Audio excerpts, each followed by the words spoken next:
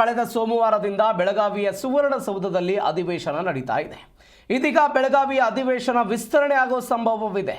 ಸಭಾಧ್ಯಕ್ಷರಿಗೆ ಪ್ರತಿಪಕ್ಷ ನಾಯಕ ಆರ್ ಅಶೋಕ್ ಪತ್ರ ಬರೆದಿದ್ದಾರೆ, ವಿಸ್ತರಣೆ ಮಾಡಬೇಕು ಅಂತ. ಡಿಸೆಂಬರ್ 8ನೇ ತಾರೀಕಿಗೆ ಚಳಿಗಾಲದ ಅಧಿವೇಶನ ಬೆಳಗಾವಿಯಲ್ಲಿ ಶುರುವಾಗಿದೆ.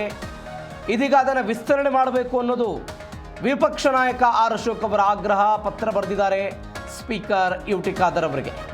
ಚಳಿಗಾಲದ ಅಧಿವೇಶನವನ್ನು ವಿಸ್ತರಣೆ ಮಾಡಬೇಕು ಅಂತ ಮನವಿ ಮಾಡಿದ್ದಾರೆ. 10 ದಿನಗಳ ಅಧಿವೇಶನದಲ್ಲಿ 2 ದಿನ ಮೊಟಕಾಗಿದೆ.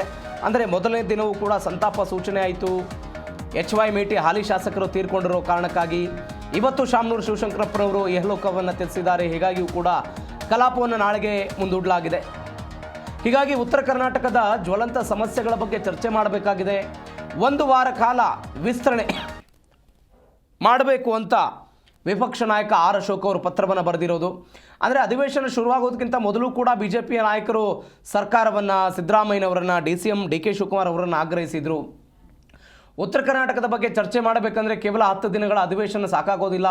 20 ದಿನಗಳ ಕಾಲ ಬೆಳಗಾವಿಯಲ್ಲಿ ಅಧಿವೇಶನ ನಡೆಸಬೇಕು. ಆ ಮುಖಾಂತರ ಉತ್ತರ ಕರ್ನಾಟಕಕ್ಕೆ ನ್ಯಾಯ ಕೊಡಬೇಕು ಅಂತ BJP ನಾಯಕರು ಆಗ್ರಹ ಮಾಡಿದ್ರು. ಆದರೂ ಕೂಡ ಪ್ರತಿ ವರ್ಷದಂತೆ ಈ ವರ್ಷವೂ ಕೂಡ 10 ದಿನಗಳಿಗೆ ಅಧಿವೇಶನ ಸೀಮಿತ ಆಗಿತ್ತು. ಅಧಿವೇಶನದ ಮೊದಲ ದಿನ ಸಂತಾಪ ಸೂಚನೆ ಇತ್ತು. ಹಾಲಿ ಶಾಸಕರಾಗಿದ್ದಂತಹ ಬಾಗಲಕೋಟೆಯ ಹಾಲಿ ಶಾಸಕರಾದಂಥ HY ಮೇಟಿಯವರು ನಿಧನವನ್ನು ಹೊಂದಿದ್ದರು.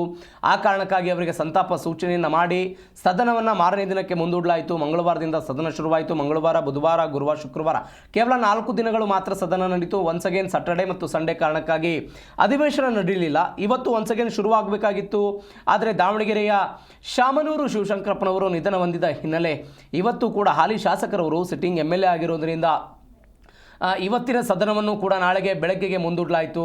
ಈಗ ಆರ್ ಅಶೋಕ್ ಹೇಳ್ತಾ ಇದ್ದಾರೆ, ಮನವಿ ಮಾಡಿಕೊಂಡಿದ್ದಾರೆ, ಉತ್ತರ ಕರ್ನಾಟಕದ ಜ್ವಲಂತ ಸಮಸ್ಯೆಗಳ ಬಗ್ಗೆ ಚರ್ಚೆ ಮಾಡಬೇಕು ಅಥವಾ ಅದಕ್ಕೊಂದು ಪರಿಹಾರ ಸಿಗಬೇಕು, ಉತ್ತರ ಸಿಗಬೇಕು ಅನ್ನೋ ನಿಟ್ಟಿನಲ್ಲಿ ಇದನ್ನು ಮತ್ತಷ್ಟು ದಿನಗಳ ಕಾಲ ವಿಸ್ತರಣೆ ಮಾಡಬೇಕು, 1 ವಾರಗಳ ಕಾಲ ಇದನ್ನು ವಿಸ್ತರಣೆ ಮಾಡಬೇಕು ಅನ್ನುವಂತಹ ಆಗ್ರಹವನ್ನು, ಮನವಿಯನ್ನು ಆರ್ ಅಶೋಕ್ ಮಾಡಿದ್ದಾರೆ. ಆದರೆ ಸರ್ಕಾರ ಏನು ಉತ್ತರ ಕೊಡುತ್ತೆ, ಇದು ಸದ್ಯಕ್ಕಿರುವಂತಹ ಪ್ರಶ್ನೆ.